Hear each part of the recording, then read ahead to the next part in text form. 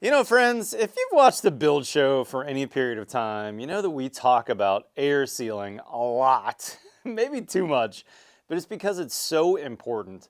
You know, an analogy that I've been thinking a lot of recently is if you had a window in your house that you couldn't close, let's say you have a window that would only shut to about 4 inches of closing, how upset would your clients be? Or your new car, your new Chevy truck, the window would always stick 1 inch from going up. Every time you went down the highway on a hot summer day, you'd have a hard time keeping the air conditioner on because you'd be constantly losing air out of the car. And on days when it was kind of nasty outside, the pollen was really bad, well, that'd just be coming in this open window.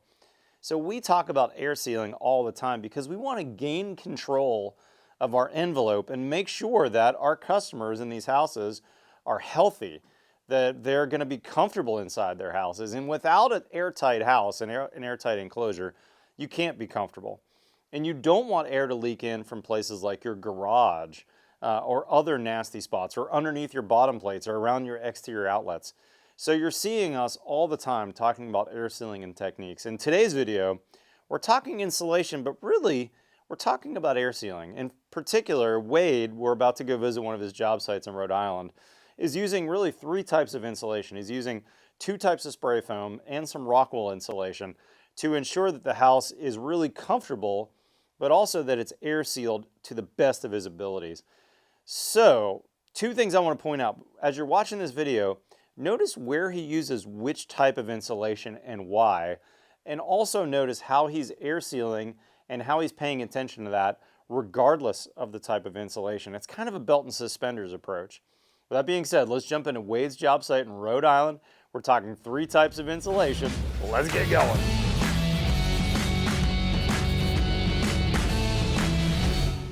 Oh, this is a pretty room, Wade. I like this. So this is bonus above the garage. Yep. Some beautiful vaults. And again, I'm seeing varying from Rockwool in the walls to now spray foam in the roof line. So Right. talk to me about your roof line. Right, so again, strategic use of the foam. So we've got 2 inches of closed cell directly to the underside of the roof deck. Okay, and Right. by the way, this is a traditionally framed roof, right? So we've got 2 by 8 or 10 rafters. Probably 2 by 10. 2 by 10, okay. Yeah. And then spray foam in that 2 by 10 bay. And how much spray foam? So 2 inches of closed cell, Gotcha. average, and then we fill it with open cell. Okay, so kind of like a flash and bat, but you're using 2 different types of spray foam. Right. Oftentimes, and we do both of these methods where it's either, it's always two inches of closed cell foam because we're always, even in our attics everywhere, right? It's part of our envelope. We want that tight. So we're always going to do the 2 inches of the closed cell. Sometimes we'll do that bat, right? So the bat means we'll use the mineral wool bat after the 2 inches of closed cell to fill the bay. Here, we opted to go with the open cell to fill the bay. Now, Super smart. why not just use all closed cell foam? Right, that's what You I could. always get asked. It would be awesome. But either filling with open cell or mineral wool is really just a cost saving exercise, right? It's much less, half the cost of closed cell to use open. So we can still achieve our values. You could literally save thousands of dollars. It does save thousands of dollars. And only be a couple of points lower on your R value in the end. Right? Exactly. It's exactly. maybe R10 less or something like that. It might be slightly more than that, but either way. Right, but I mean, if you were to fill a 9-inch bay, let's say, of closed cell at 7 inches or 7 per inch, I mean, it's overkill. Yeah, it's way overkill. It's overkill, so it's not needed. And I don't know if we talked about it already, but this kind of flash and bat method, which I like and have used before too, getting that 2 inches of closed cell, high R value per inch, but also, this is spray polyurethane foam. That polyurethane is what's made with, the polyurethane glues. It's the same type of ingredient. So it really locks things down and really adds a lot of rigidity. We're right on the coast here. There's high wind loads. Having that rigidity in some key places, especially your roof line and where that roof meets the top of wall, that's going to really add with structural rigidity. And a lot of engineers will give you credit for that as you're thinking about, am I stronger than I need to be for the worst weather? Yeah, some structural engineers ask us how you're insulating because it helps them design. That's right. The roof to their load calculations. Exactly. So yeah, good point. And then another thing I want to mention in this room, Wade, that isn't necessarily insulation related, but I'm noticing that you've got this Advantech on these corners. I'm assuming this has nothing to do with insulation, but probably has something to do with your drywall finishing. What's going on with that? Right. So, I mean, we could, again, this is a New England thing, right? Using We don't use furring any or strapping, right? So I know for a lot of people watching this that don't live in the Northeast and other pockets of the country, "What are is going, that?" what are you doing? What a waste of time. And there's actually a lot of benefits for that. I've done a lot of videos on it. You can see it on my Build Show Network channel. But if we were to just carry the strapping that's horizontal here out to the corner, Just right? a little tiny corner now. and then we're hanging our blue board, or what do you guys do? Compound is Sheetrock, yeah, whatever. So you only have so many fastening points now, right? And you're relying on all of this lumber to be perfect to get a straight corner on your board or your corner bead, or a really good plaster compound guy to make it perfect later, right? What we found is the wider you go on the corner and more of a surface to attach the board to really helps keep those two sides of the corner flat. That's really and it helps get a nice crisp line just in that phase of hanging the board. So when they start to put the corner bead on, it might be a little bit of adjustment, but it's a heck of a lot easier, and you're going to get a better end result by having that subsurface. Not insulation related, but great tip from a smart builder. That's 3/4 Advantech, 3/4 strapping. They made up nicely, nice and flush, and there's enough scrap on the job to easily make those it's all from corners. scrap. Yeah. That's really smart. We got one other spot that we need to go look at. Let's go meet you down in the kitchen mudroom space. All right, Wade, I'm noticing here that it looks like you've got more than one type of insulation going on in this house. Why the strategic use of 2 different insulation types? That's a great question. So for me and my company personally, we are and have been for a while trying to get away from spray foam, particularly open cell, and using closed cell strategically, because I find there's a lot of benefits of that. And then strategically open cell.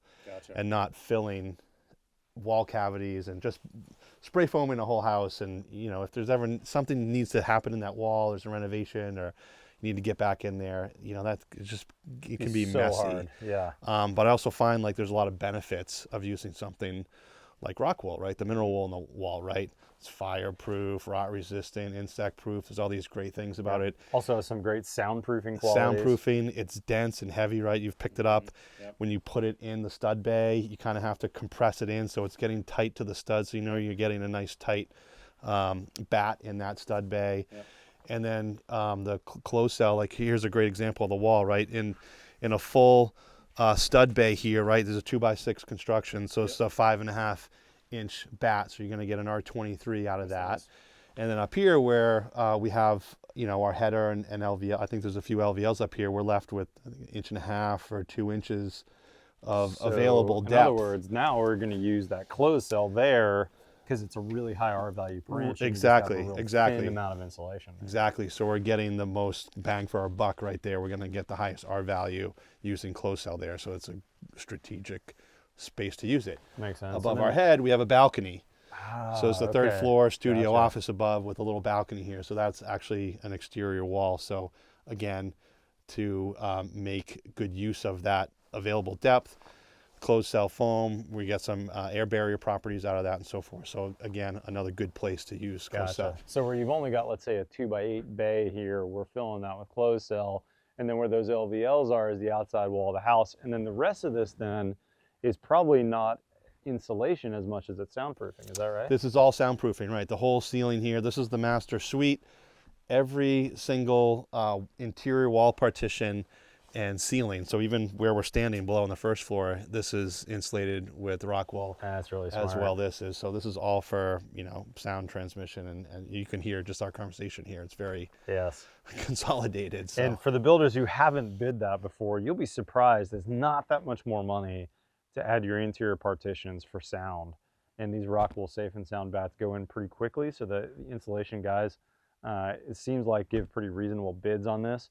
And to see this in the whole house, I don't know if you can hear it on the video, but it's right now it feels very quiet, very dead. If someone was talking on the other side of this wall, you might be able to hear it a little muffled, but you wouldn't hear them clearly. And if I move one of those bats, it's wide open bay right to the next room. So, and I've heard the subcontractors in the other room talking, and I can't make out what they're saying just by having the bat there. But I will say, to your point, you don't have to do the whole house, right? right. This is You could just this is a do little bedrooms, over the top, laundry room, that sort of thing. strategically using that on interior partitions, right, where you have a plumbing drop or you have a bedroom that's up against a bathroom and you want some separation, or a floor that's, you know, the kids' playroom's upstairs and you want some, you know, reduced sound transmission. Yeah.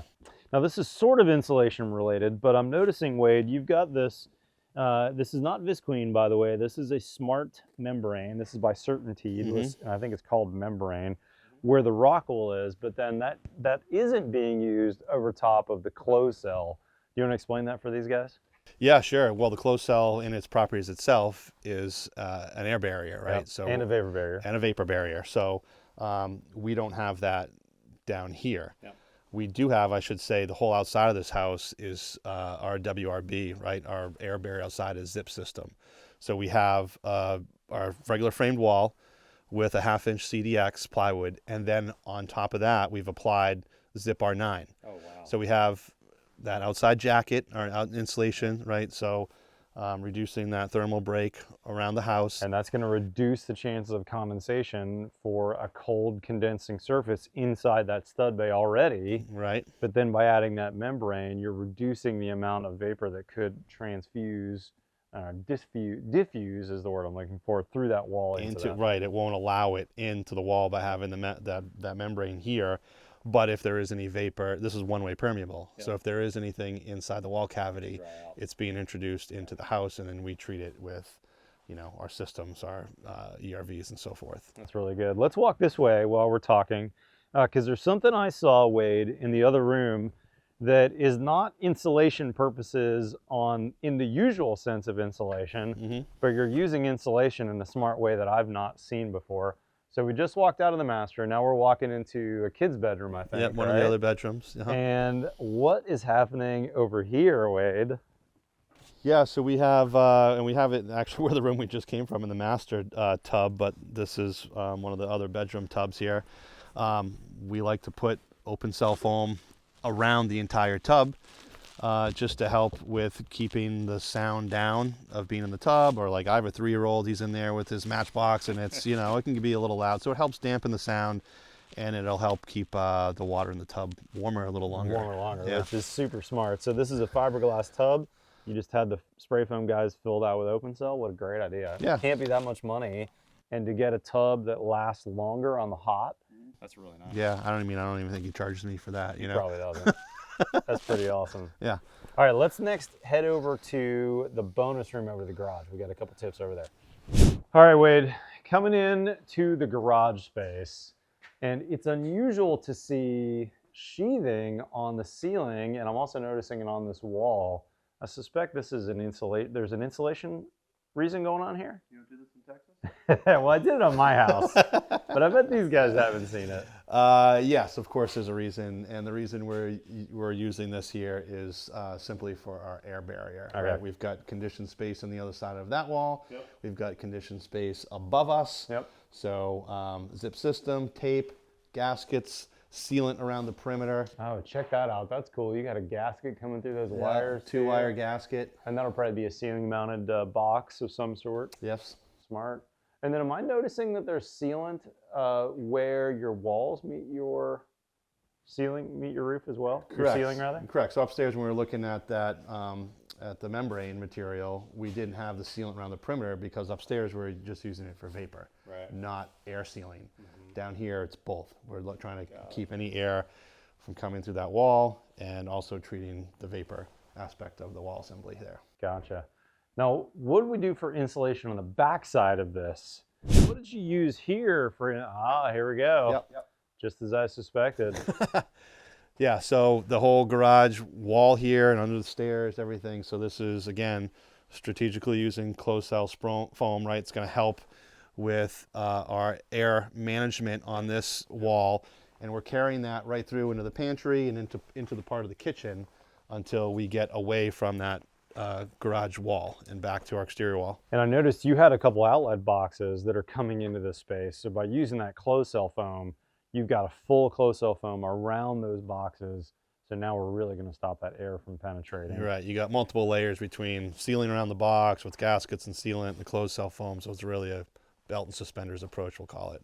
And if we walk this way, which appears to be a pantry, looks like we still have closed cell foam because it's still garage. Still garage wall. But then we keep moving this direction, and now we can see this transition part between closed cell foam and going back to Rockwool. And I'm assuming that means we're at the end of the garage. Yeah, exactly. And you can see the garage walls right here. So that's coming in and terminating right about here. So from here over is now just exterior wall. We're outside of the front of the garage wall. I like it. So we go back to how the rest of our exterior walls are insulated with the Rockwool and the membrane. Super smart. So have you ever tested this? You know, like how tight can we get with a house with these kinds of details? Well, we do a blower door test post installation on our builds, and this one was really like, there's a lot of effort here on this particular build for, you know, like with the Zip R, a lot of like passive house methods, yeah, like a lot of, you know, specific building science methods that are introduced to this house without going full passive. And so air management is a big one, insulation is a big one. So of course we were excited to learn what our score would be post installation. And I'm proud to say that we're just a hair under 1 ACH 50 post installation. Awesome. So way to go! And yeah, no drywall yet, even. No which drywall. Is going to act as an air barrier as well. Yeah, those. So it should go lower even. I'm expecting to probably be, you know, 0.3 or lower. Dang, that's awesome. Yeah, hopefully, way to go, Wade. Hopefully, yeah. So it's an exciting moment because, you know, from the project manager to the subs, everyone that had a role in trying to achieve that goal was an exciting moment for everybody. So, good stuff. Yeah. Some great tips, guys. Now, if you don't know Wade, Wade is the pioneer of what I would call the bathtub method for basements and basement slab insulation. Go check out a bunch of his videos where he shows you how to use closed cell foam on top of crushed rock, run that basically before you pour your basement slab up onto the walls, and then spray foam with closed cell the walls. That's what he did here on this house in the crawl space. He's done that on a bunch of other projects. It's an incredible method. He's the first one I ever saw to do it. And the first time I saw it, it blew my mind. He's got a bunch of videos over there. I'll put at least a link to one or two of those in the description below. But you should go follow Wade on Instagram at WKP Construction. And of course, go check out his weekly videos. But in the meantime, guys, if you're not currently a subscriber, hit that subscribe button below. We've got new content here every Tuesday and every Friday. Follow us on Facebook or Instagram. Otherwise, we'll see you next time on the Build Show. Great video, wasn't it? I love visiting other builders' job sites because I always learn something. And in particular, Wade's really good at the details. But something I want to mention that I don't know if it was super clear in the video. You know, over the years, when I've built houses, I'm thinking about when I first started my company, I really believed the hype that this particularly open cell spray foam was going to make a very tight envelope on the house. And I really relied on spray foam strictly for air tightness. And it was my early blower door test that made me realize, you know, I can get okay results, but if I really want a high performance house, a house that's bug free, a house that doesn't have pollen coming in, a house that's really going to be very tightly sealed from the outside to the in, I can't just rely on spray foam. And I think that's what's so great about visiting Wade's job site. You know, he's really taking the Huber zip system on the outside and making that his envelope, making that his air sealing last line of defense. But then he used strategically some closed cell foam in a few places for its air sealing abilities, and then some open cell foam because it's a lot less expensive to fill in some cavities. And then everywhere else he used Rockwool, which is well priced, a great insulation, has a bunch of other benefits with some fire benefits, some sound transmission benefits, a bunch of other things. So it's really interesting to see how Wade utilized it. Anyways, I thought this was a terrific video. I appreciate you guys and all your support. And by the way, if you haven't realized it, you know we've got our brand new Build Show Live trade show happening this fall in Austin, Texas, my town. My personal house, another house that we're calling the Reisinger Build, are going to be available for a tour. And we've already got more than half the space filled with manufacturers that are like-minded partners companies that you've seen on the Build Show over the years. This is going to be incredible. Hope you guys will sign up November 2024 in Austin, Texas. Go to buildshowlive.com and put your email in there so that you'll be informed about new updates. It's currently open for manufacturers to sign up, and I think in about 60 days we're going to have this open for you to actually register and get on. By the way, you need to get on the day it opens because we've only got 300 spots for our VIP pass, which is the day before building science training, plus some incredible job site tours. So anyways, guys, appreciate your support, and we'll see you next time on The Build Show.